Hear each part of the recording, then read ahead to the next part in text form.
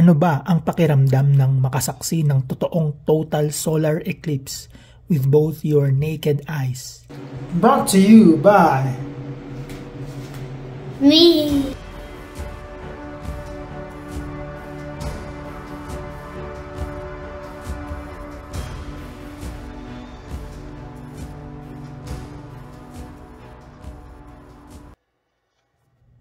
Salamat nga pala at nakaabot tayo sa 1,000 subs ngayon. I can't believe that this is really happening now.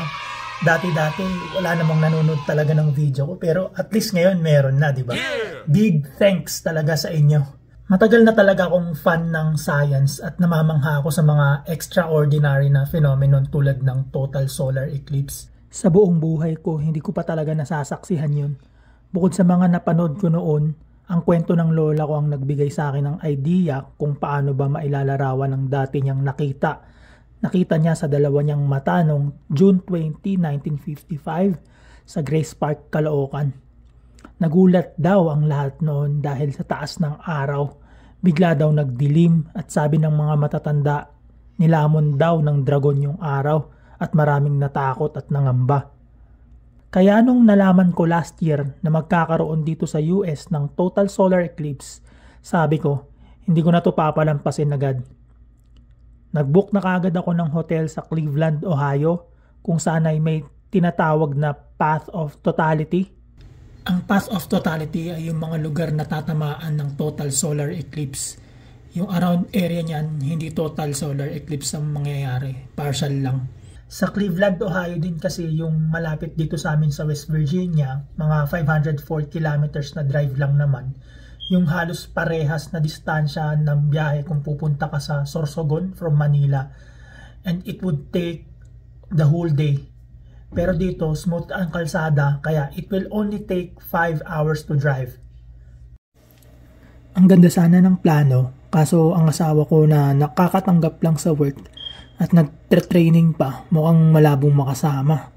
So kahit disappointed ako, minabuti kung kaming dalawa na lang ng makulit kong anak ang pumunta. Ayan, paalis na kami. O, seatbelt mo. Medyo mahigpit dito sa US, kailan talaga ako seatbelt yung bata. Axel, alam mo ba na sa 2042 pa yung sunod na total eclipse sa Pilipinas? No. Dito naman sa US, ang next na solar eclipse, total solar eclipse ay sa 2024 pa, no? At saka sa 2026 naman, yung next na solar eclipse, total solar eclipse sa buong mundo, mangyayari yun sa Spain. Sana sa time na yon, maluwag na tayo sa oras at sa pera nang makapag-tour tayo dun, no? Axel, gusto mo? Oh, ready? Mag-drive na ako, ha? Okay. See ya.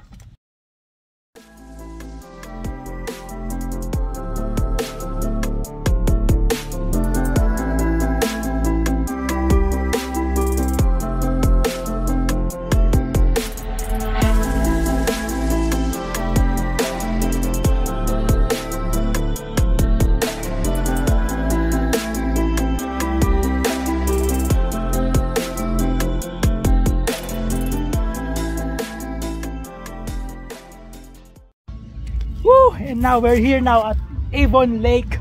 Nahirapan kami maghanap ng parking. Buti na lang meron ditong libreng parking area.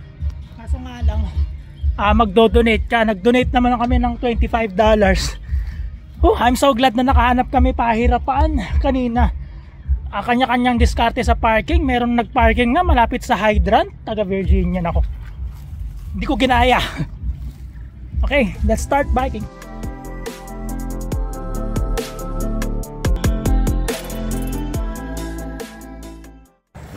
Uy Axel, may nakalimutan tayo.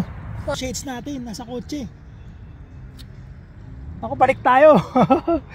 Bayan, sa sobrang excite natin magbike, nakalimutan na natin. Ano, mga 1 mile ulit. Balik ha. Yeah. Go. Yeah.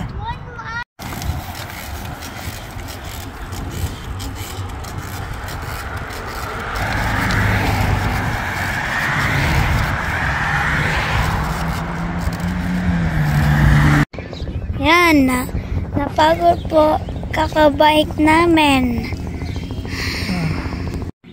Ayan, 30 minutes na lang, madaming tao dito nag-aantay. Medyo hindi makita sa camera. Kita no? Grabe, legit, dumidilim na talaga dito. Hindi ako makapaniwala. Tanghaling tapat oh, dumidilim. Mga ilang minuto na lang, 4 minutes mag-i-start na yung total. Hindi lang makita sa camera eh. Oh no, dumidilim. Yan, totoo. Ay! Woo! Woo! Oh my God, hindi lang nakikita sa cellphone. Totoo, pusang. Oh no! Totoo ba yan? Woo! Wow! Dumilim na. Oh, may pa-fireworks pa doon oh. Wow! Oh no! Dumilim na sa paligid ng araw. Oh. Tawag mo si Ma. Oh my God! Oh no! Ang ganda! Mas maganda sa totoo to. Oh.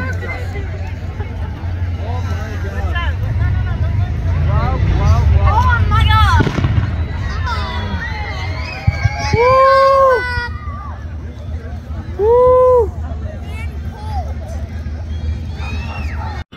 Oh my God! Ayan na! Natapos na, ang bilis lang, mga halos 5 minutes lang or less. And ayun, iba talaga sa personal kaysa sa video.